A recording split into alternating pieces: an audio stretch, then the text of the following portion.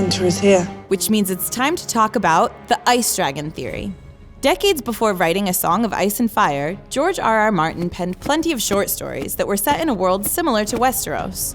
He wrote the short story The Ice Dragon 20 years before A Song of Ice and Fire, so while there's no proof that the two are linked, we know that he already had ice dragons flying around his imagination by the time he started the series. He describes the ice dragon itself in the following passage.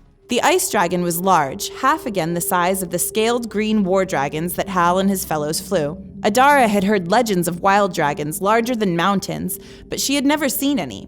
Hal's dragon was big enough to be sure, 5 times the size of a horse, but it was small compared to the ice dragon, and ugly besides. The ice dragon was a crystalline white, that shade of white that is so hard and cold that it is almost blue.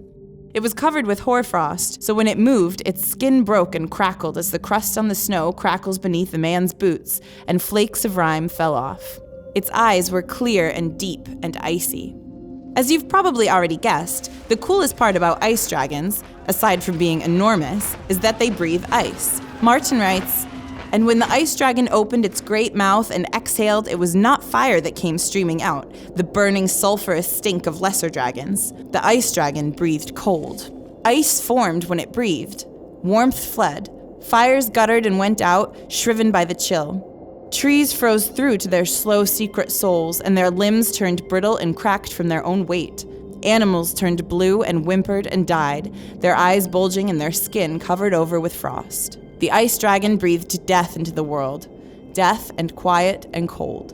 While we have yet to meet an ice dragon in the world of Westeros, their name has come up multiple times in the books. When Jon is Lord Commander of the Night's Watch, he thinks about them a few times, always in relation to the Wall. The wind was gusting, cold as the breath of the ice dragon and the tales old Nan had told when Jon was a boy. And the road beneath the wall was as dark and cold as the belly of an ice dragon and as twisty as a serpent. And the wind was blowing from the east along the wall, cold as the breath of the ice dragon and the tales old Nan used to tell. The wall has been around for 8,000 years. Legend has it that giants helped stack the enormous blocks of ice, but even with thousands of giants, it would have been nearly impossible to build such a tall structure. Instead, it seems more likely that the wall was built with some kind of magic. On his deathbed, Maester Aemon insinuates that it was the magical power of the wall that enabled him to grow so old. "I should not have left the wall," he says. "Lord Snow could not have known, but I should have seen it. Fire consumes, but cold preserves. The wall... But it is too late to go running back. The stranger waits outside my door and will not be denied." It had to have been some pretty powerful magic to keep the old Targaryen alive for so long, and dragons are one of the most powerful forms of magic around. So what does all this mean for Game of Thrones? According to the legend of Azor Ahai, or the prince who was promised, some magical, powerful savior will rise up to save the world from the White Walkers, just like Azor Ahai did 8,000 years ago. And his is the Song of Ice and Fire.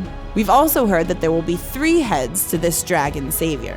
From what we've seen so far, Daenerys seems to fit every major part of that prophecy, especially the fire part. Jon Snow is also a good match, what with being half fiery Targaryen and half icy Stark.